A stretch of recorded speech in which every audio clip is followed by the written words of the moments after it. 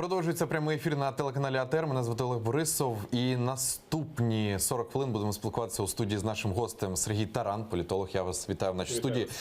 Тема нашої розмови буде такі собі підсумки підіб'ємо стосовно мітингу під Верховною Радою. Там, нагадаю, вже другу добу триває антикорупційний мітинг.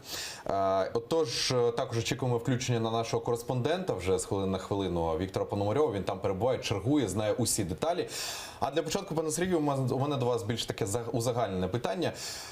Як ви взагалі оцінюєте ось цей мітинг? Цікава ваша думка. Цей мітинг, його посил і дії правоохоронних органів. Прийшли дуже різні люди. Я, наприклад, бачив там наскільки різних людей, що взагалі дуже дивно було бачити їх на одному заході. Були люди, які, наприклад, я особисто підтримую, які хочуть змін, які хочуть зняття депутатської, а точніше, правильніше казати, реформування інституту депутатської недоторканності, створення насамперед антикорупційного суду, реформування виборчої системи. Були люди, які зовсім про інше хотіли говорити. Вони намагалися говорити про дочасні вибори, парламентські, президентські. Були люди, які шукали провокації. Були взагалі вервечки проплачених людей, які переходять з мітингу на мітингу. Тобто там був достатньо різний склад учасників. І дуже важливо, щоб організатори дуже чітко дали зрозуміти суспільству, що саме вони хочуть. Бо інакше суспільство може це розуміти як загальний протест, але не будуть бачити конкретних посилів.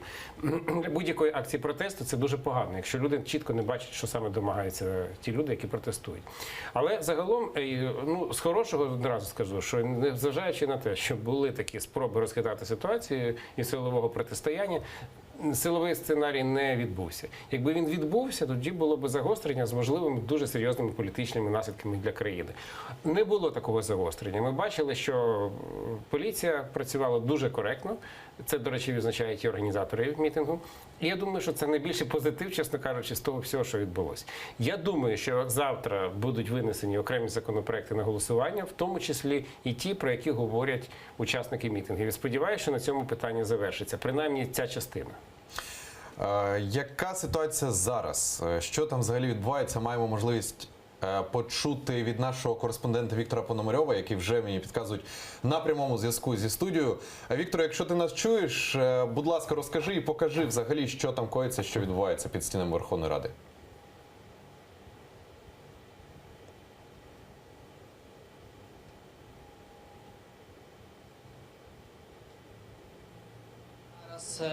Ми перебуваємо біля одного з входів біля готелю «Київ». Тут ви можете бачити, люди зайняли оборону, очікують, можливо, якихось провокативних дій. З іншого боку ви можете бачити поліцейських, які також стоять, і їх дуже багато тут скупчилось, як одних кіз, так і інших. Тут ось зараз ми бачимо Єгор Соболєв є. Також ми бачимо, що він розмовляє з одним із нацгвардійців. Я думаю, що ми можемо послухати, про що вони розмовляють.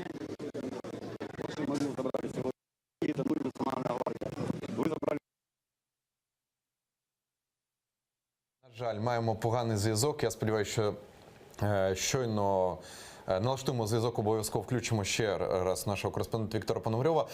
Утім, бачимо зараз все, що встигли побачити зараз у цьому короткому включенні, що ситуація доволі спокійна. Кількість правоохоронців не зменшується, а от кількість самих активістів, вона, попри те, що навіть хороша погода, а до чого я це кажу, що якщо враховувати попередній досвід майданів, то незважаючи на мінус 20, сніг, буревій, мітингерів все одно були. Сьогодні погода більш-менш хороша, але кількість учасників з кожною годиною все менше і менше. Для громадян це не так апелює, як, наприклад, те, що відбувалося під час Революції Гідності. Для громадян питання скасування депутатської недоторканності – це, звичайно, таке цікаве питання. Вони би хотіли, щоб вона була скасована, але це не те, заради чого вони готові йти і боротися. І, там, наприклад... Пане Сергію, мушу перебити. Давайте перейдемо на стрім нашого кореспондента. Ось маємо оперативну інформацію, поки є зв'язок. Давайте послухаємо. Камеру ми вам покажемо, що там зараз відбувається.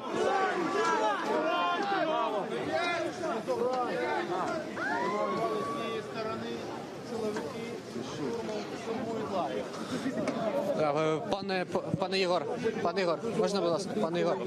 Абсолютно, даже я прийшов. Отже, зараз ми підійдемо трошки ближче туди, покажемо, що там відбувається безпосередньо там. Ви бачите?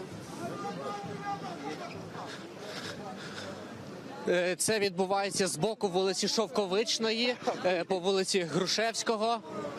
Я не втримав. Частина активістів туди побігли, тому що там був якийсь шум. Зараз ми підійдемо і побачимо, що безпосередньо там відбувається. Трошки буквально не годину-півтори тому активісти перекидали через паркан каремати та інші засоби, оскільки, за їх словами, правоохоронці не пропускали ці спецзасоби. І зараз ми підходимо і бачимо, що там от зараз є певний шум.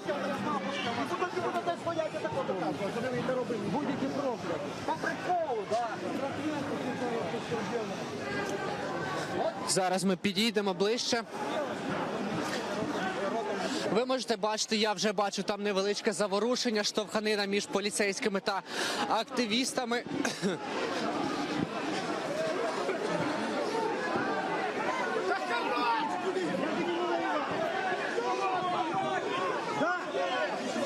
Тобто ось зараз я бачу, що активісти з оборони штовхаються з поліцейськими.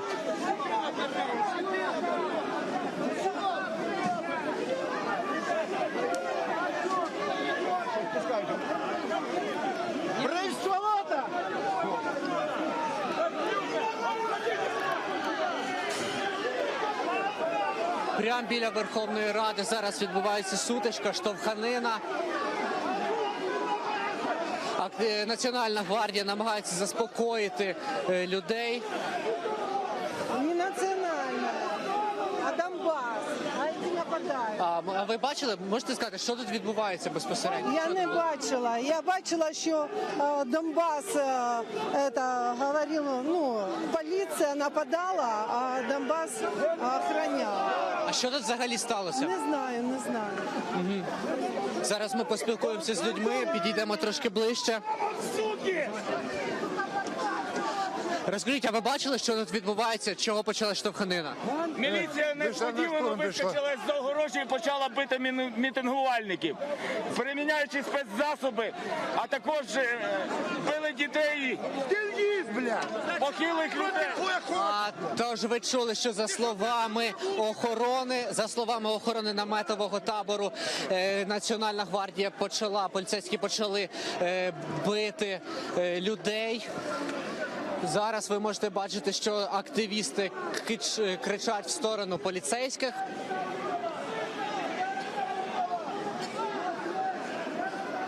Підійдемо трошки ближче сюди.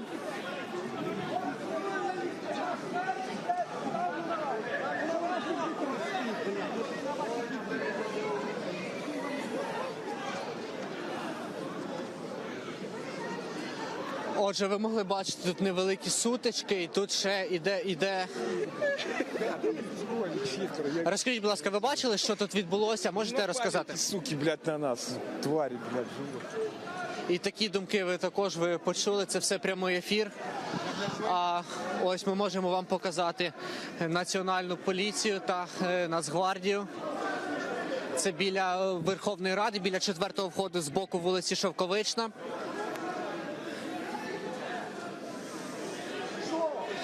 Для тих, хто щойно приєднався, я скажу, що буквально декілька хвилин тому тут розпочалося невеличке загострення. За словами охоронців табору, розпочалася штовханина. За їх словами, поліцейські напали та почали бити їх спецзасобами. Зараз ми ще поспілкуємося, намагаємося запитати, що тут відбулося. Запитаємо, зараз підійдемо до людей. Доброго дня, телеканал АТR. Що відбувалося, що ви бачили? Хотіли Ті, що зараз вони намагалися зняти палатки, подавили дітей і жіночку, хлопців запшикали сльозоточивим газом. І зараз ми бачимо, вже друга попитка зараз буде, зараз з цієї сторони також саме йти сюди на знос наметового містечка. А хто перший розпочав? Як це відбулося? Вони пішли звідти, почали підготовуватися і пішли сюди. З вулиці Грушевського. Так. Спочатку відвлекли там, а потім перейшли отсюда, почали наступати. Да, дуже дякую. Отже, ви могли чути версію активістів, які сказали, що з вулиці Грушевського йшли в сторону цього наметового табору та намагалися зняти Зараз тут продовжуються невеличкі розмови. Покажи, будь ласка.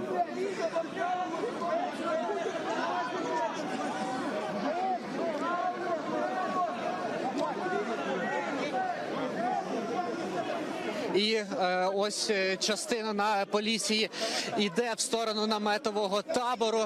Ми зараз підійдемо, побачимо, що там відбувається. Дуже швидко частина поліцейських почала бігти ближче до наметового містечка. З боку вулиці Грушевського, там вже з боку вулиці Шовковичної Грушевського на перетині вже ситуація більш спокійна. Ви можете бачити активістів, які достатньо жорстко і кричать на поліцейських. Ось ви можете бачити на площі Конституції вже зібралося. Дякуємо. Нагадаю, це на прямому зв'язку такий стрім нам зробив наш кореспондент Віктор Пономарьов. Віктор, якщо ти нас чуєш, бережи себе, обережно, будь ласка, там, тому що, як за його словами, що вже правоохоронці, знову ж таки, за словами самих мітингарів, правоохоронці намагалися вже прибрати палатки на вулиці Грушевського. Будемо стежити за цією ситуацією, будемо включати ще в ефір нашого кореспондента Віктора Пономарьова. Повертаємось до студії, лайв-розмови з Сергієм Тараном. Пане Сергію, побачили ми всю цю ситуацію більш-менш спокійно. Там, за словами, знову ж таки, кореспондента нашого, що правоохоронці якось не вдаватися до агресивних дій. Але дивіться, ви сказали, що поліцейські ведуть себе більш-менш коректно, і це підтвердили самі організатори. Але чи не виходить так, що Аваков підіграє, і взагалі МВС підіграє мітингарям?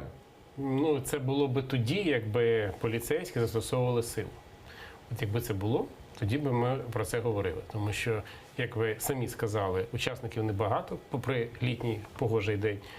А єдиний спосіб мобілізувати людей – це спровокувати якусь бійку, яка б викликала співчуття у інших громадян, і тоді інші громадяни прийшли і збільшили кількість учасників акції. Це єдиний шанс зараз зробити більше учасників акції. І тому зараз такі протистояння теоретично були би можливі. Але оскільки поліцейські не б'ють нікого, не зметають намети в містечка, як це було під час Майдану, то, звичайно, людей небагато. Але я переконаний, що можливо, і знайдуться ті люди, які би хотіли піти цим дуже неприємним шляхом для України. Треба не забувати, що насправді ця акція протесту, вона зараз має учасників Майдану, які мають досвід подібних акцій, як з одного боку, так і з іншого боку. Якщо говорити, наприклад, про постраждалих, то вчора постраждали і поліцейський, який був учасником АТО, і депутат Барна, який був учасником Майдану, теж учасником АТО. А з іншого боку, напевно, теж були учасники і АТО, і Майдану. Тому обидві сторони дуже добре розуміють механіку таких майданних акцій. Я думаю, що в поліції і у владі, я так сподіваюся, чудово розуміють, що будь-яке загострення і силовий конфлікт лише загострює ситуацію, поглиблює конфлікт. І тому найлогічніше, якби взагалі ця вся дискусія перейшла в спокійне русло, тому що ті законопроекти, про які ми говоримо, вони потребують дуже детального обговорення. Наприклад, проблема з реформуванням інституту депутатської недоторканності. Це європейська норма, вона є у всіх парламентах Європи, в самому Європарламенті. В Україні вона викликає величезний негатив, тому що депутати цією нормою зловживають. Так от, щоб вони нею не зловживали, треба її реформувати, цей інститут, спростити процедуру зняття депутатської недоторканності, обмежити сфери, де вона застосовується. Це все потребує дуже ретельної, продуманої дискусії, фахової дискусії. Я вже не кажу, наприклад, що виборча система потребує дуже серйозної дискусії. Це ж не просто треба запропонувати виборчу систему, це ж треба ще зібрати голоси в парламенті, а половина депутатів – мажоритарщики, які, наприклад, ніколи не захочуть реформувати систему так, щоб мажоритарна система зникла. Більше цього, я не переконаний, що це люди захочуть. От я, наприклад, страшно не люблю мажоритарну систему, вважаю, що це зло для України. Але люди так не вважають, тому що їм треба депутати, якого вони можуть побачити. От це все потребує нормального обговорення. Я сподіваюся, що ця дискусія перетвориться в нормальну дискусію в стінах парламенту, в круглих столах, яка дасть в результаті гарні законопроекти. Пане Сергію, у нас на прямому зв'язку телефонному Світлана Заліщук, народний депутат України. Пані Світлано, чуєте нас? Так, слухаю вас. Вітаємо вас. У нас у студії Сергій Таран, політолог. Дивіться, пані Світлано, маємо до вас таке питання. От з листування у чату Карфаген, який опублікували сьогодні у мережі, стало відомо, що організатори акції протесту під Верховною Радою, вони хочуть внести свої вимоги у закон про медреформу. От хочеться почути ваш коментар стосовно цього і листування взагалі, і стосовно цього чату. От вашу думку цікаво почути. Чесно кажучи, це якесь дуже дивне тлумачення будь-якої інформації, яку там побачив той, хто сфотографував цю переписку, але він зробив неправильні висновки. І я можу стверджувати і заявляю абсолютно офіційно від імені всіх організаторів, що це нісенітниця. Добре, дякую за таку відповідь. От ще маю питання. Настрої людей взагалі, от вони трошки розділилися. Дехто називає цей мітинг під Верховною Радою, цитую, показушним мітингом. І також от хочу процитувати, блогер Карл Волох взагалі написав, що цей мітинг коштував 3 мільйони доларів. То, будь ласка, от скажіть, прокоментуйте цю ситуацію стосовно цих цитат, стосовно цих вкидань у мережу, я не знаю, як це можна назвати ще. Ви робили якісь найгірші цитати з інтернету. Напевно, є і хороші, їх варто теж цитувати. Щодо 3 мільйонів доларів, ну нехай покаже документи якісь, тому що це поки що якась мова заява. Я можу так само сказати, що Карл Волох отримав 20 тисяч доларів за те, щоб дискредитувати цю акцію. І де докази? Я хочу сказати, що це абсолютно неправда, що люди зібралися. Якщо ви прийдете на цю акцію, ви самі побачите, що тут багато дуже киян, людей з регіонів, які приїхали. І це не секрет, що ми мобілізували людей кілька місяців. Вона ж офіційно була оголошена ще в серпні, що ми готуємо цю акцію.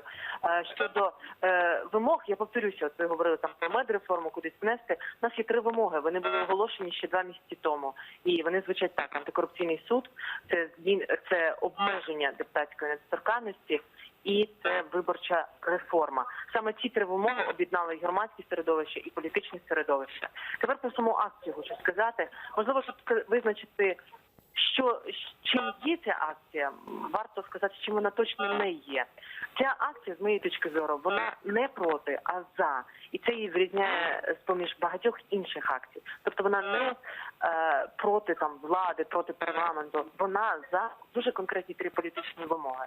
Другий момент – це акція не ультиматуму, як деякі політики зараз кажуть, парламенту, а насправді хочу нагадати, що авторами цих 3 вимог є сам президент і політичні сили, які прийшли до парламенту. І вони це написано в їхніх програмах. Тому якщо виграє акція з ухваленням цих законів, то виграє так само і президент, і парламент, які обіцяли, що ці закони будуть ухвалені. І останнє скажу, це дуже багато зараз маніпулюють, що це от передвиборчі якісь історії, це точно не передвиборчий мітинг. І чому поясню?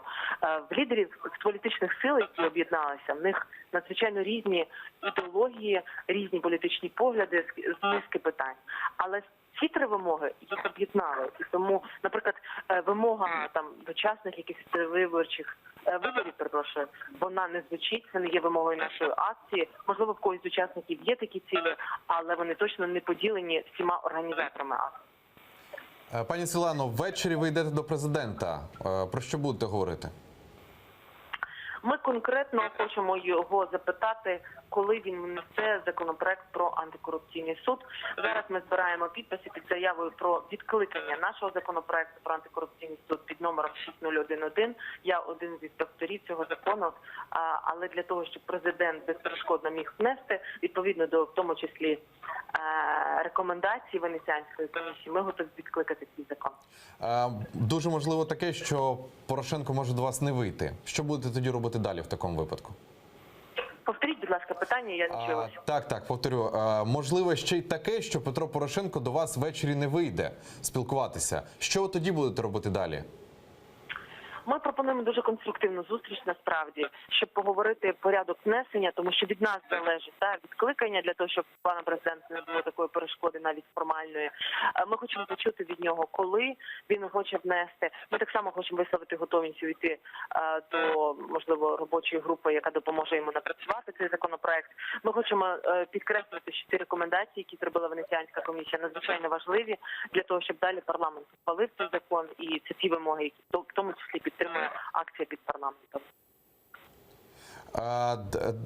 Пані Світлано, останнє питання до вас. От ви досі лишаєтесь у партії Петра Порошенка, але дуже, я б сказав, гостро його критикуєте. Чому так сталося? Я не є членом партії Петра Порошенка, ніколи не була. Я балотувалася як незалежний кандидат по списку блоку Петра Порошенка і є членом фракції блоку Петра Порошенка, а членом партії Демократичний альянс. Чому я критикую? Ну, просто все. Тому що, наприклад, антикорупційний суд не ухвалюється насправді, хоча він ще 1,5 роки тому були зміни до Конституції, і ми бачимо, як дуже багато гучних антикорупційних справ розвалюється в судах, але антикорупційний суд не вноситься, не голосується. Виборча реформа, повне буксування і тема табу перетворилася. Ціла низка питань. Питання Роттердам плюс, загравання з Ахметовим, питання до президента, чому він це робить, чому ми платимо, це кожен українець платить за свою електроенергію такі гроші, хоча насправді ми доставляємо її точно не з Роттердаму, так? Є ще багато інших питань. Вплив Кононенка і Грановського на правоохоронні органи, вплив його близьких соратників з суддями, прокурорами, робота СБУ, яка насправді здійснює пресинг на бізнес, і до нас звертаються десятки бізнесменів по всій країні. Ці питання, це питання в тому числі до блоку Петра Порошенка, до президента України. Саме тому звучить моя критика. Дякуємо, пані Світлана. Нагадаю, Світлана Заліщук, народний депутат України, була на прямому зв'язку зі студією АТР з нами. Повертаємось до розмови з Сергієм Тараном. Пане Сергію, можливо, маєте якісь коментарі до ось діалогу, який щойно був? Я думаю, що ця акція повинна завершитись конструктивним діалогом і випрацювання тих законопроєктів, які будуть рухати Україну вперед. Це буде кращий сценарій, ніж провокувати бійки, іти на загострення, а в цьому окремі учасники акції зацікавлені. І окремі учасники акції, на жаль, зацікавлені в дочасних виборах. Ну, тому що це зручно, тому що тоді у них шанс є потрапити в парламент. Я вважаю, що насправді ті законопроекти і ті вимоги, які ставлять окремі учасники, вони не викликають заперечень. Їх треба робити. Дуже важливо, як це зробити. І я сподіваюся, що після цих конструктивних розмов, які мають відбутися ввечері чи завтра, депутати і громадські діячі побачать, що парламент працює, і ця дискусія, дуже важлива дискусія, переміститься в стіни парламенту. Чому президент не йде на діалог з людьми в даному випадку? Ну, в даному разі це не зовсім коректно говорити, тому що він вніс законопроект про скасування, підкреслюю, що краще говорити про реформування депутатської недоторканності, який має запрацювати. Він буде голосуватися, очевидно, що за все завтра. Я думаю, що президент запропонує законопроект про антикорупційний суд. В мене є впевненість, що це буде зроблено. Реформа виборчої системи, взагалі, чи це питання до президента? Це насамперед питання до парламенту. І треба також розуміти, що виборча система дуже складна, тому що вона з одного боку має змінити парламент, зробити його якіснішим, а з іншого боку за це мають проголосувати ті люди, які хочуть потрапити в парламент знову, і вони вже туди потрапили за старою системою. І як вони будуть голосувати за ті закони, які не гарантують їм потрапляння в парламент і навіть роблять ці шанси примарними. Тому я думаю, що виборча реформа – це не є питання президента, хоча президента частково теж, тому що в нього є чисельна фракція в парламенті, але це не так, то просто цю буде дискусію зробити так, щоб вона завершилась за один день. Це дуже серйозно. І проблема, що я вже про це говорив, тому що виборці бачать трошки по-іншому, що їм потрібно. У нас виборець такий, що він хоче бачити депутата поряд на мажоритарному окрузі. Він, знаєте, ми в своїй організації проводили фокус-групи, як вони хочуть бачити ідеального політика, ідеального депутата. І знаєте, хто це? Це бідна людина, яка нічого не має, яка воює з системою, але яка при цьому будує дороги, ремонтує під'їзди, ремонтує труби, дає гречку, ще й проводить сеанси психотерапії, втішає громадян, якщо щось у них не так. От такі політики бачаться громадянам. А це не зовсім те, чим мають займатися депутати в парламенті, тому що депутати в парламенті мають голосувати за закони. Наша виборча система має працювати на відбір таких людей, які мають достатньо довіру і кваліфікації голосувати за закони. І тому тут потрібна тристороння дискусія в парламенті між фракціями, які мають такий законопроект пропонувати, який якісно краще змінить нашу виборчу систему, і з людьми. Їм треба пояснювати, хто такі депутати, хто такі політики. І тому така дискусія дуже важлива і дуже потрібна. Я сумніваюся, що вона можлива в один день. От якщо ви кажете, що президент подає там законопроекти і так далі, але ж чому мітингарі взагалі зібралися? Чим вони ще не вдоволені, якщо от ви кажете, що все ось так? Є різні люди. Я все-таки наголошую, що є люди, які просто мають там кілька конкретних вимог. Є люди, які хочуть дочасних виборів. Є люди, які бачать себе в політиці лише тоді, коли йде загальне загострення ситуації. Вони так не потрібні, а от якщо загострення, вони зразу впливають на перший план. Тому там є дуже різні люди. І я не бачу би там, що ці учасники акції мають єдині вимоги. Це достатньо поспілкуватися з людьми, а я з ними спілкувався. І достатньо, і буде зрозуміло, що вимоги у них різні. Але дуже важливо, щоб конструктивна частина мітингувальників була там на чолі процесу, і вони в результаті вийшли на конструктивний результат цих акцій протесту. Самі акції протесту – це насправді нормальна риса демократії. Дуже важливо, коли вони не переходять межу, особливо в часи війни, з тим, щоб це не вихлюпнулося в деструкцію українських інституцій. І останнє. Я думаю, що завтра буде проголосований все-таки законопроект про, може називатися про скасування депутатської недоторканності. Я думаю, що викликатиме дуже буде багато питань, чому з 2020 року. І це теж окреме питання. Тому що ті депутати, які у парламенті, а їх має бути 300, щоб це були зміни до Конституції, навряд чи будуть голосувати за зняття депутатської недоторканності щодо себе. А от щодо наступного скликання вони можуть проголосувати.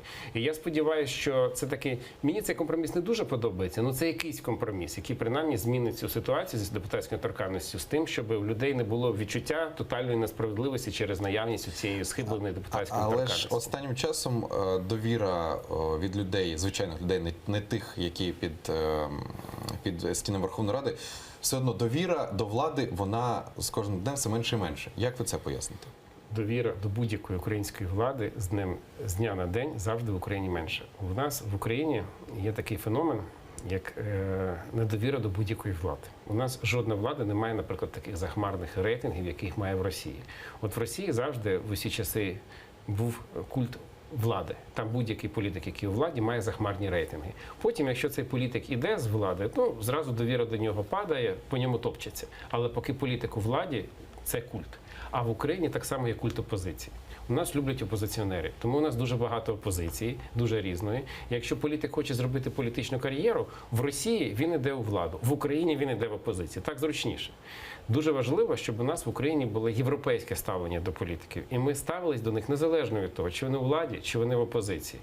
І це просто, оце буде, по суті, доля української демократії. Чи ми зможемо не критично ставитись до того, чи у владі політик, чи в опозиції, а ставитись питанням, а що він зробив або не зробили.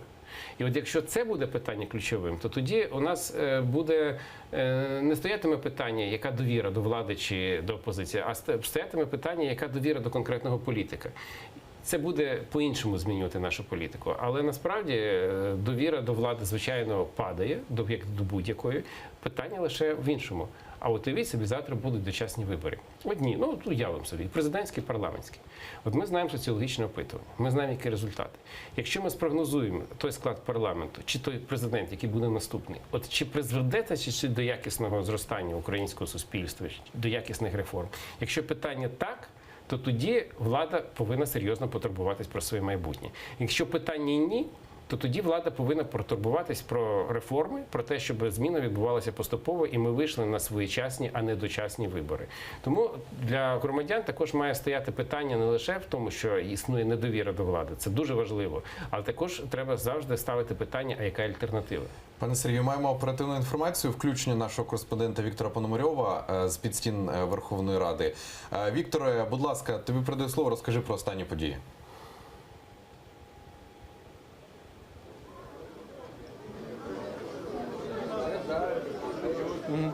Власне, зараз на вулиці Грушевського ситуація трохи заспокоїлася. Щойно буквально ми бачили, як приїхав сюди голова Національної поліції Сергій Князів. Ми бачили його біля вулиці Грушевського. Він зайшов у Верховну Раду. Зараз безпосередньо тримають оборону наметового містечка. І тут ми можемо бачити народний депутат Єгор Соболєв. Зараз ми з ним поспілкуємося. Безпосередньо я бачу, він також отримав травму. Пане Єгор, телеканал АТР, ви у прямому ефірі. Можете, будь ласка, сказати, що тут відбулося, що ви бачили? Я бачу, ви також постраждали. Несподівано загон спецпризначенців напав на людей, почав забирати щити, разом, як старий Беркут, бити підло по ногах. Люди відбилися.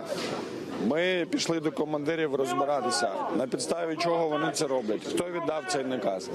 Ховаються як криси за спинами. Зараз Янукович ставив внутрішні війська, знову поставили Національну гвардію тут попереду, а зараз заховуються ззаді. Думаю, що будуть нові атаки. Казали, що говорили з Говорили з командирами загонів спецпризначення, але вони ховаються за спинами своїх бійців, відмовляються представлятися, ховають обличчя, роблять все, щоб не нести відповідальність. Ставлять попереду своїх підлеглих, змушують їх атакувати людей, самі ховаються позаду. А наскільки знаю, планували йти до адміністрації президента. Ми планували йти до президента, щоб спокійно розповісти йому, як він може внести закон про антикорупційний суд, для того, щоб одна з вимог наших була виконана парламентом. Але я думаю, що зараз, коли почалися напади, ми маємо бути з людьми.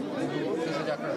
Ви чули думку народного депутата Єгора Соболя. Він розповів, що тут відбулося. Розповів про переговори з командирами спецбатальйонів, які перебувають ось там, позаду Національної гвардії. Ви можете бачити, тут уже набагато більше поліцейських та нацгвардійців.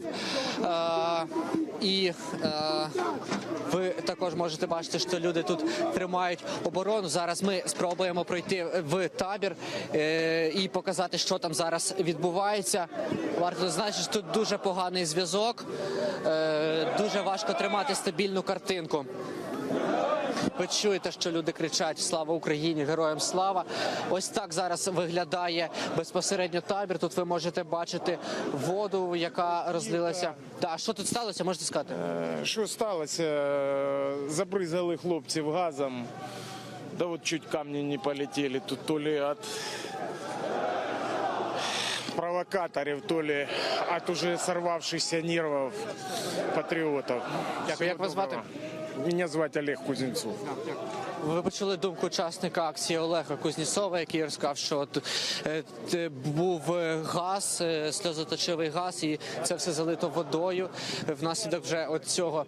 Зараз от ви можете бачити, от так зараз виглядає це наметове містечко. Ми продовжуємо тут залишатися. І зараз ми зараз підійдемо тут. Покажи. Наскільки я розумію, тут постраждала людина. Доброго дня, телеканал АТР, ви в прямому ефірі. Скажіть, що з вами сталося? Крим – це Україна. Газом поліція почала штурм мирної акції. Вот. Мы за порядком смотрели. Напали на нас. И все. А як це сталося? З якого боку? А вот на тех воротах. Так с того боку тоже стало. Ну да, с того тоже было. Но тут пытались сделать. 10 зібрали. С того еще сильнее. Где? С того? Ви бачите, ось людина, яка також постраждала внаслідок цієї атаки з боку поліції, з слова мітингувальників. Телеканал АТР був на прямому зв'язку зі студією. Зараз мені підказують, маємо на прямому зв'язку телефонному Олега Рибачука, український політик та громадський діяч. Пане Олеже, вітаю вас. Чуєте нас? Так, вітання з Дніпра. Вітаю вас. Будь ласка, прокоментуйте. От ви, напевно, бачите, стежите за стрічкою новин стосовно мітингу, що вже там, за словами мітингарів, правоохоронці намагалися витіснити наметове містечко на Грушевського. Взагалі, от коротко, будь ласка, ваш коментар стосовно цього мітингу. Чи задоволені ви його проведенням і так далі?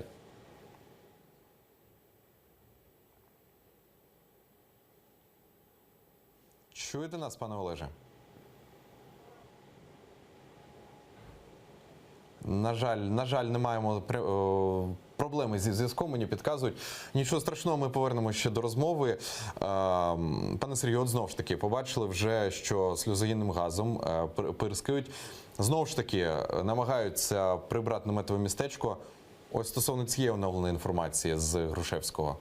Взагалі, ваші прогнози. Чим це може завершитися? Я думаю, що рішення влада не буде ухвалювати, щоб розганяти це наметове містечко, тому що це буде лише більша мобілізація для тих, хто протестує. Оскільки по обидві сторони барикад, як з боку організаторів, так і учасників, є люди, які пройшли Майдан. Я думаю, що вони всі чудово це розуміють. І тому я думаю, що можливо хтось буде щось провокувати. Це не виключено, тому що там люди різні, але я думаю, що до розгону наметового містечка не дійде, тому що всі розуміють погані наслідки цього явища.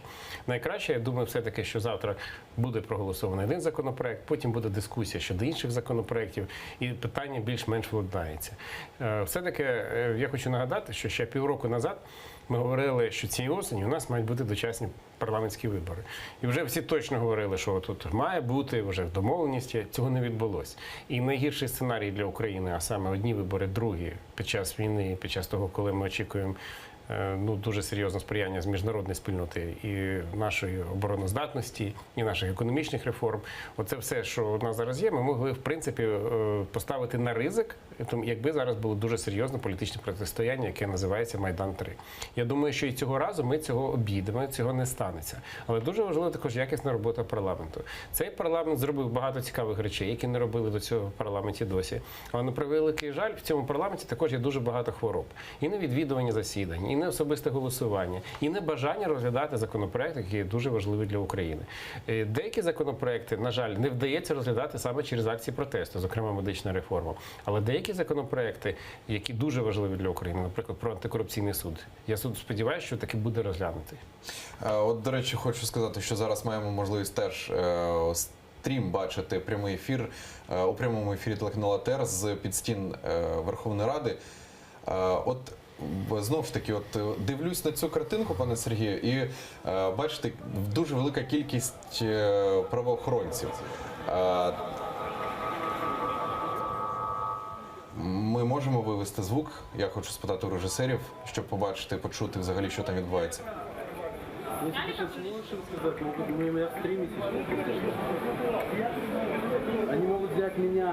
Знову ж таки, да, сутички на ній відбуваються. Дивіться, от знову ж таки, у соціальних мережах безліч блогерів, вони кажуть, що Порошенко боїться людей і вчиняє так само, як Янукович у часи Майдану. Бачимо, що дуже багато правоохоронців. Ну, очевидно, що ті, хто протестує, заявили і вже заблокували приміщення Верховної Ради.